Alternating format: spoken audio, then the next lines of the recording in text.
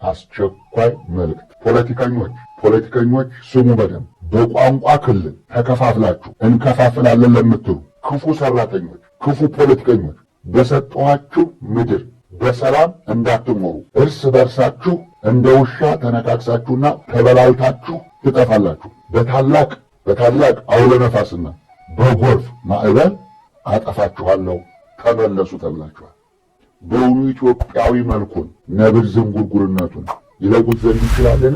በዚያን ጊዜ ክፋት የለመዳችሁ ፖለቲከኞች በጎ ማሰብና በጎ ማድረግን እንዴት ትችላላችሁ? የኃያላኑ ሴራ ዛሬም በሀገራችን ቀጥሏል። ሁላችንም እንንቃ። አስቀድሞ የታሰበው የህዝብ ቅነሳ በበቂ ሁኔታ እየተሳካላቸው ሲሆን በቀጣይ እቅዳቸው መሰረት ሀገራችን ኢትዮጵያ በፈረንጆቹ አቆጣጠር በ2026 ግብረ ሰዶማውያንን በነጻነት ተጋብተው እንዲኖሩ የሚያስችላቸውን ህግ አጽድቃ በህገ መንግስቷ ላይ ታሰፍራለች። ኢትዮጵያ ሀገራችን በካዲዎቹ የዲያብሎስ ጭፍሮች ረዳትነት ከፍተኛ የስነ ልቦና ቤተ ሙከራ ለመሆን በቅታለች። አሁን ህዝባችንን በረሃብ እያስፈራሩና የምግብ እርዳታን እንደ መሳሪያ በመጠቀም ላይ ያሉ የነ ሳማንታ ፓወርና የተባበሩት መንግስታት ተቋማት ከሀገራችን መንግስት ጋር አብረው በቅድስት ሀገር ኢትዮጵያ ግብረ ሰዶማዊነትን ህጋዊ ለማድረግም ወስነዋል። ሰላም ጤና ይስጥልን ውድ የቃል ሚዲያ ቤተሰቦች እንደምን አላችሁ?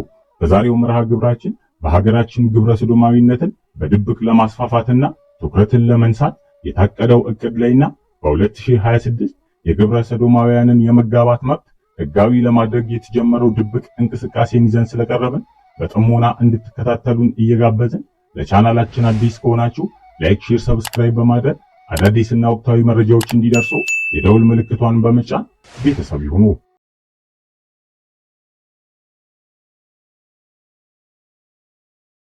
ከኖህ ዘመን ወዲህ ዓለም ለመጥፋት የፈጠነችበት ዘመን ቢኖር ይህ ዘመን ሲሆን የሰው ልጅ ነፃ ፍቃዱን በመጠቀም እንዳሻው እየሆነ ከሰውነት ተርታ በመውጣት እንስሳዊ ጠባይንም እየያዘ ነው። ታዲያን በዚህ ወቅት ፈሪሃ እግዚአብሔርን በምድራቸው ያነገሱ ሀገራት ዓለምን እንዳሻቸው በሚዘውሯት የሰይጣን ሥራ አስፈጻሚ በሆኑ ኃያላን ሀገራትና መሪዎች በጦርነት እንዲፈርሱ እየተደረጉ ሲሆን ጎን ለጎንም ሃይማኖትን ለማዳከም እንደ ግብረ ሰዶም ያሉ ኃጢያቶችንም እያስፋፉ ነው። ታዲያን ራሳቸውን የሰይጣን ባሪያ ያደረጉት ኃያላኑ ሀገራት ገና ከእርስ በርስ ጦርነት ሳንላቀቅ በእንቅርት ላይ ጆሮ ደግፍ እንዲሉ በመከራ ላይ መከራ በችግር ላይ ችግርን እየጫኑብን ትኩረታችንን ወደ አንድ አቅጣጫ እንድናደርግ እያደረጉን ሲሆን የችግሮቹን ብዛት በጽናትና በአንድነት ተቋቁመን ማሸነፍ እንዳንችል አስቀድመው በዘርና በጎሳ ከፋፍለውን የቀደመ ህብረታችንንም አሳጥተውናል። ክፍፍላችንንም እንደ ደካማ ጎን በመጠቀም ከገቡብን በኋላ ስር በመስደድ የእነርሱ ጥገኛ እንድንሆንም አድርገዋል። ለዚህም ችግር እንደ ምክንያት የሚነሳው ያለፉት 30 ዓመታት ገደማ ኢትዮጵያን ይመሯት የነበሩ መሪዎች ለስልጣን ማደላደያ የሀገርን ህልውና ማስደፈራቸው ነው።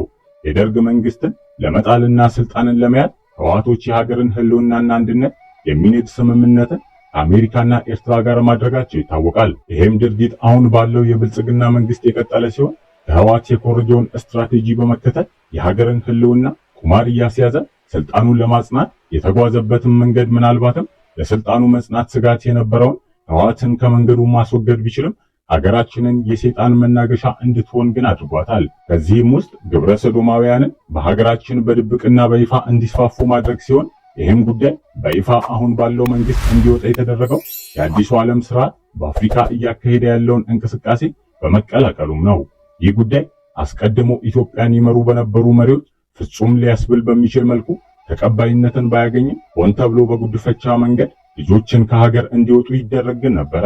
ይህም የሆነበት ምክንያት ልጆች በሚሄዱባቸው ሀገራት የሚቀበሏቸው አሳዳጊ ወላጆች ጌ ወይንም ሌዝቢያን እንዲሆኑ ስለሚያደርጓቸውም ነበር። ከኢትዮጵያ በጉድፈቻ ከተወሰዱ ልጆች መካከል 17 በመቶ ግብረ ሰዶማውያን እንደሆኑ ጥናቶችም ያሳያሉ። እነዚህ ህፃናት ካደጉም በኋላ ወደ ትውልድ ሀገራቸው እንዲገቡና ከወላጆቻቸው ጋር እንዲተዋወቁም ስለሚደረግ ወደ ሀገር ቤት ተመልሰው በሚመጡበት ወቅት ወንዱ ከወንድ ጋር ሴቷም ከሴት ጋር ግብረ ስጋ ግንኙነትን በመፈጸም ሀገራችን ላይ ተስፋፊነቱን እንዲጨምሩም ተደርጓል። እንዲሁም በጉዲፈቻ ከተወሰዱ ልጆች ውስጥ አብዛኛዎቹም የሴተኛ አዳሪ ንግድ ይፈጸምባቸዋል። ጉዲፈቻ የተሰኘው ነፍስ ነጣቂ ስርዓት ያመጣው የባርነት ዘመቻ እንደተጀመረ ብዙዎች የኤዶማውያኑ ምዕራባውያንና የእስማኤላውያኑ ምስራቃውያን ዓለማት ለክርስቲያን ኢትዮጵያውያን ሴቶችና ህፃናት ከፍተኛ ስሜት አላቸው። እንጠንቀቅ፣ በድህነት ይኑሯት እንጂ ሴቶቻችንንና ልጆቻችንን ለባዕዳኑ አሳልፈን አንስጥ በማለት ድምፅን አሰምተውም ነበር። ነገር ግን ሰሚ ያጣ ጩኸት ሆኖም ነው የቀረው። አሁን ደግሞ በመዲናችን አዲስ አበባና በሀገራችን የተለያዩ የክልል ከተሞች የግብረ ሰዶም ቁጥር ከፍ እያለ ሲሆን ከዚህ በፊት የነበረው ግብረ ሰዶማውያንን የመቃወም ባህል መቀዝቀዝ ጉዳዩ እንዲለመድና እንደ ቀላል እንዲታይም አድርጎታል። በተለያዩ የማህበራዊ ሚዲያዎች ህዝቡ በተለይም ወጣቱ ግብረ ሰዶማውያንን በመቃወም ከዚህ በፊት ቅስቀሳን አድርጎ በመዲናችን አዲስ አበባ ይህንን ድርጊት በድብቅ የሚያከናውኑ ሆቴሎችና ናይት ክለቦች ተዘግተው የድርጊቱ ተባባሪና ደጋፊ የሆኑ አካላትም መታሰራቸው የሚታወቅ ሲሆን በአሁኑ ሰዓት እነዚህ ግለሰቦች የዋስ መብታቸው ተጠብቆላቸው ከእስር ተፈተው የክስ መዝገቡ ተድበስብሶ ቀርቷል። ይህ አልበቃ ብሎ ዛሬም ግብረ ሰዶማዊነት በኢትዮጵያ መፈቀድ አለበት የሚሉ አካላት ድምፅን ለማሰማት እየሞከሩ ሲሆን ሀያላኑ ሀገራትም በ2026 ኢትዮጵያ ውስጥ ግብረ ሰዶማዊነት የሰው ልጅ መብት ተደርጎ እንዲጸድቅ እቅድን ነድፈው እየተንቀሳቀሱም ነው። እንዲሁም በዓለም አቀፍ ደረጃ ግብረ ሰዶም በሆኑ አካላት ኢትዮጵያ ውስጥ ለሚገኙ ግብረ ሰዶማውያን የድጋፍ ሰላማዊ ሰልፍ እንዲካሄድ አሁን ድረስም ጥረት እያደረጉ ነው። አሁን ያለውም አገዛዝም ግብረ ሰዶማዊነትን፣ የህፃናት ደፈራን፣ ሴቶችን በአሰቃቂ መልክ ማስደፈርን፣ ህዝቡን ማሳደድ፣ ማስራብና ማስጨፍጨፍ ዋናው ስራው መሆኑ እውርም እያየው ሲሆን በሰሜኑ የሀገራችን ክፍል ላይ በመንግስት ታስቦና ታቅዶ የተከፈተው ጦርነት ዋና ዓላማውም ይህንን የሚያሳይ ነው። በመቶ ሺህ የሚቆጠሩ እናቶች እህቶቻችንና ህፃናት የተደፈሩት ለዚሁ የግብረ ሰዶማዊነት መስፋፋትና የህዝብ ቁጥር ቅነሳም ሲባል ነው። ሉሲፈራውያኑ የቀድሞ ፕሬዝዳንት እነ ጆ ባይደን፣ ባራክ ሁሴን ኦባማ እንዲሁም እነ ሳማንታ ፓወር ከዋነኞቹ አረመኔና ከሃዲ ቅጥረኞቻቸው ጋር አብረው በጠነሰሱት ሴራ አሁን ላይ ሀገራችን ላይ ሰላም እየጠፋ ነው። ከእባቡና ከሴቲቱ የተወለዱ ጠላቶች የእግዚአብሔር ፍጥረታት በሆኑ ንጹሃን ላይ እየተፈጸመ ያለውን አሰቃቂ ትዕይንት በሳተላይት በኩል በየቀኑ በቀጥታ የመመልከት ሱስም ላይ ናቸው። የአሜሪካ አምባሳደር የነበረችው ሳማንታ ፓወር በዘመነ ባይደን የአሜሪካ ተራድኦ ድርጅት ዩኤስኤይድ ኃላፊ ሆና ከተመረጠች በኋላ ወደ ኢትዮጵያ ይገባ የነበረውን እርዳታ እንዲቀንስ ተደርጎ የነበረ ሲሆን በዚህም ምክንያት በትግራይ ክልል በሺዎች የሚቆጠሩ ዜጎች በረሃብ ምክንያት እንዳለቁ የቅርብ ጊዜ ትውስታችንም ነው። ታዲያ ለምን በብዛት ሰሜኑ የሀገራችን ክፍል ላይ ጦርነት በዛ? የሰሜኑ ህዝብም ለምን አለቀ ያለን እንደሆነ ብዛት ያለው የክርስቲያን ቁጥር እዛ ስፍራ ላይ ስለሚገኝና እምነቱን ጠባቂ ማህበረሰብም ስለሆነ ነው። በሀገራችን የታቀደው ዲያብሎሳዊ እቅዳቸው የሚሳካ ዘንድም የግድ ክርስትናው መዳከም አለበትና አንዱ ጦርነት ሳይቋጭ ወደ ሌላ ጦርነት እንዲሸጋገርም እያደረጉ ማህበረሰቡን እያዳከሙትም ነው።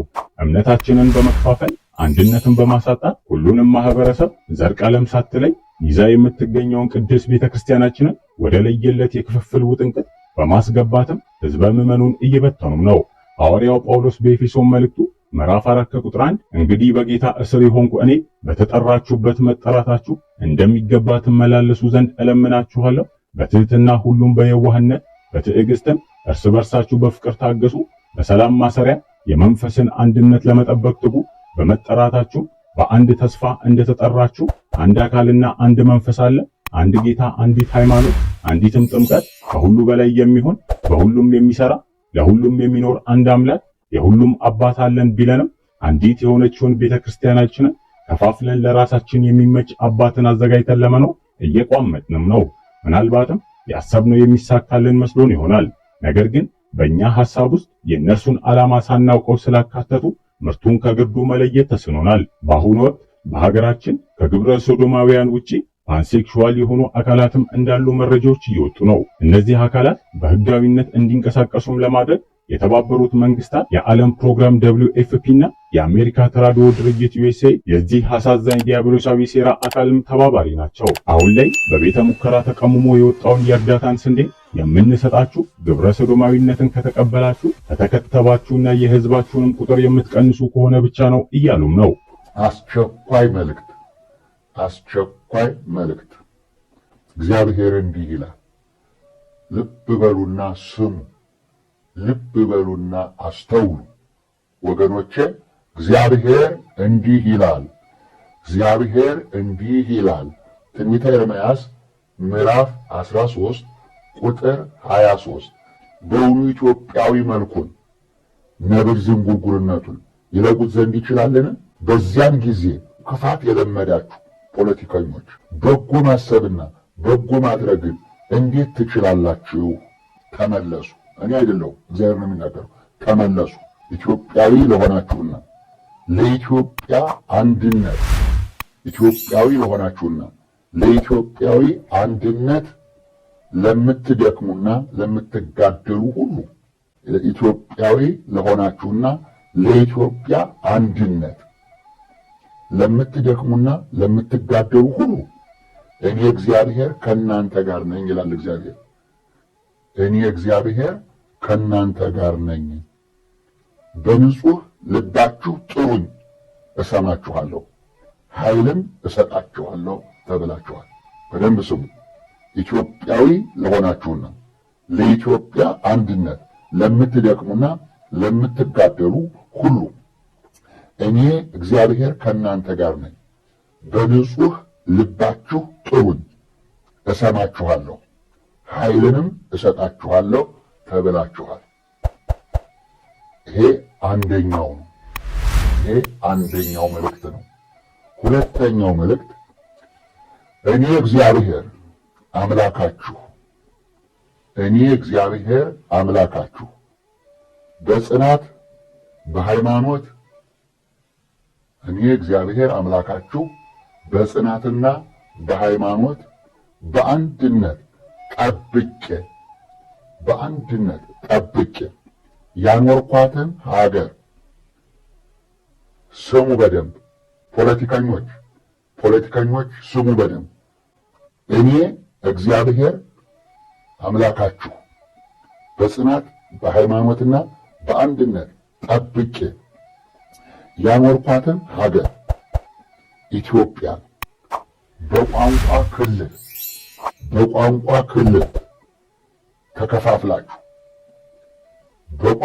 ክልል ተከፋፍላችሁ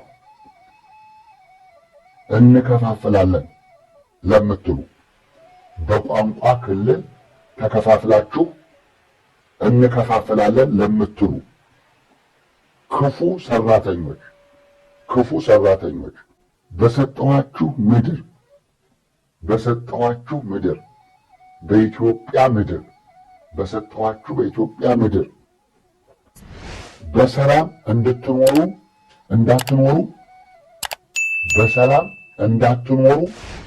በሰላም እንዳትኖሩ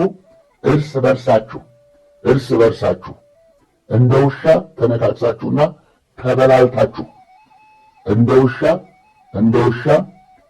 እንደ ውሻ ተነካክሳችሁና ተበላልታችሁ ትጠፋላችሁ። በታላቅ አውሎ ነፋስና በጎርፍ ማዕበል አጠፋችኋለሁ ተብላችኋል። በቋንቋ ክልል ተከፋፍላችሁ እንከፋፍላለን ለምትሉ ክፉ ሰራተኞች፣ ክፉ ፖለቲከኞች በሰጠኋችሁ ምድር በሰላም እንዳትኖሩ እርስ በርሳችሁ እንደ ውሻ ተነካክሳችሁና ተበላልታችሁ ትጠፋላችሁ። በታላቅ አውሎ ነፋስና በጎርፍ ማዕበል አጠፋችኋለሁ ተመለሱ ተብላችኋል። አጠፋችኋለሁና ተመለሱ ተብላችኋል። ባትመለሱ ግን ይሄ መከራ ይጠብቃችኋል። ከዚህ በላይ ኢትዮጵያን ለማጥፋት ኢትዮጵያን ለመከፋፈል የምትሞክሩ የምታስቡ ካላችሁ እግዚአብሔር እጁን በእናንተ ላይ ያነሳል። በቅርብ ደግሞ ታዩታላችሁ ማለት ነው። እኔ ማድረስ ነው ስራዬ። ሶስተኛው መልእክት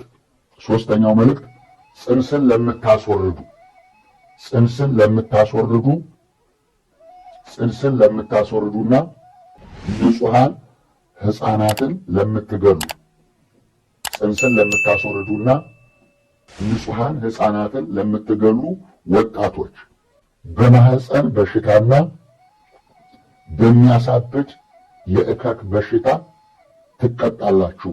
ተመለሱና ንስሐ ግቡ ተብላችኋል። በየቀኑ ጽንስን የምታስወርዱና ንጹሃን ሕፃናትን የምትገሉ በማህፀን በሽታ በሚያሳብድ በእከክ በሽታ ትቀጣላችሁ። አእምሯችሁን ታጣላችሁ። ተመለሱ፣ ንስሐም ግቡ ተብላችኋል። እንግዲህ ይህ መልእክት ዛሬ 9 ሰዓት ከሩብ ደርሶኛል። ይህ መልእክት ዛሬ የካቲት 20 2017 ከሌሊቱ 9 ሰዓት ከሩብ ደርሶኛል። እኔም ለእናንተ አድርሻለሁ። በትንቢተ አሞጽ ምዕራፍ 9 ቁጥር 7 ላይ በትንቢተ አሞጽ ምዕራፍ 9 ቁጥር 7 ላይ እንዲህ ይላል፣ እናንተ እስራኤላውያን ሆይ በውኑ እንደ ኢትዮጵያ ልጆች አይደላችሁምን? ይላል። በውኑ እንደ ኢትዮጵያ ልጆች አይደላችሁም ይላቸዋል እስራኤላውያንን ሲወቅሳቸው። በውኑ እንደ ኢትዮጵያ ልጆች አይደላችሁምን? ኢትዮጵያ የእግዚአብሔር ልጅ ተብላ እጆቿን ወደ እግዚአብሔር ትዘረጋለች ተብላ አንድነቷ ኃይል ሆኖ ሳለ አንድነቷ ያማረ የተዋበ ሆኖ ሳለ ልማት ለማልማት አገር ለማሳደግ ጠላትን ለማሳፈር አንድነት ውበት ሆኖ ሳለ የኔ ነው ያንተ ነው የምትል በቋንቋ የተከፋፈልክ አዎ ማዕበሉን ጅራፉን መቅሰፍቱን አችሉት። እግዚአብሔር ግን እንዲህ ብሏል። እግዚአብሔር ግን እናንተን አጽድቼ በደብረ ገነት ያስቀመጥኳቸውን የሰወርኳቸውን ቅዱሳንን አመጣለሁ ብሏል። አዎ በደብረ ገነት የሰወርኳቸውንና ያስቀመጥኳቸውን ቅዱሳንን አዎ አመጣለሁ፣ አሰፍራለሁ። ምድሪቷን አጽድቼ አስተካክዬ አዎ አመጣለሁ ብሏል። በክፋት በሞኝነት በየዋህነት የምትንቀሳቀሱ የጥፋት ልጆች ተመልሳችሁ ንስሐ እንድትገቡ አዋጁ ታውጆላችኋል። ስማ ስማ ስማ፣ ጆሮ ያለው ይስማ። ስማ ስማ ስማ፣ ጆሮ ያለው ይስማ። ብትሰሙ ስሙ፣ ባትሰሙ መሬት ስሚ፣ ሰማይ አድምጪ፣ ቤተ ክርስቲያን መስክሪ። ስማ ስማ፣ ጆሮ ያለው ይስማ። ለዛሬ ያለኝ መልእክት ይሄ ነው። ደህና ሁኑ። እግዚአብሔር ይስጥልኝ። የሆነ ያለውን ነገር ያለመዘናጋት በንቃት በመከታተል ከታቀደብን የጥፋት ሴራ ራሳችንና ቤተክርስቲያናችንን እንጠብቅ እያለን እኛም መርሃ ግብራችንን በዚሁ አበቃ። አምላካችን እግዚአብሔር ለሀገራችንና ለቤተክርስቲያናችን ሰላም አንድነትን ይስጥ። ወስብሐት ለእግዚአብሔር ወለወላዲቱ ድንግል ወለመስቀሉ ክቡር። ይቆየን። ቃል ሚዲያ